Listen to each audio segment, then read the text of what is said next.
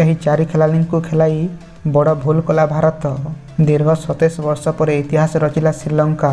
ହାରିବାର ଦୁଇଟି ବଡ଼ କାରଣ କହିଲେ ଅଧିନାୟକ ରୋହିତ ଶର୍ମା। ଦୀର୍ଘ 27 ବର୍ଷ ପରେ ଭାରତ ବିପକ୍ଷରେ କୌଣସି ଦ୍ୱିପାକ୍ଷିକ ସିରିଜ୍ ଜିତିବାକୁ ସକ୍ଷମ ହୋଇଛି ଶ୍ରୀଲଙ୍କା।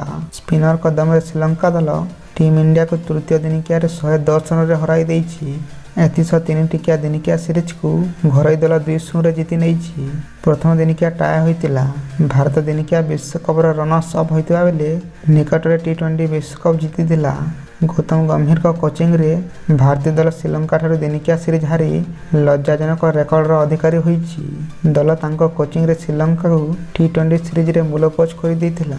ହେଲେ ଦିନିକିଆ ସିରିଜରେ ଦଳ ମାଟି କାମୁଡ଼ିଛି।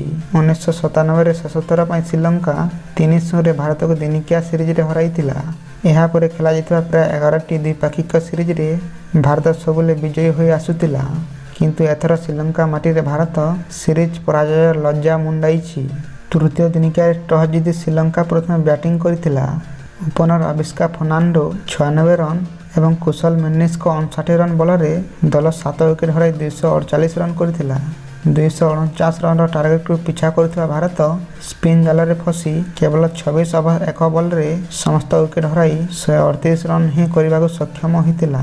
କେବଳ ଅଧିନାୟକ ରୋହିତ ଶର୍ମାଙ୍କୁ ଛାଡ଼ି ଭାରତର କୌଣସି ବ୍ୟାଟର ସେଭଳି ଆଖି ଦୃଷ୍ଟିଆ ପ୍ରଦର୍ଶନ କରିପାରିଲେ ନାହିଁ, ଯାହାକି ଭାରତ ସିରିଜ୍ ହାରିବାର ମୁଖ୍ୟ କାରଣ ବୋଲି କୁହାଯାଉଛି।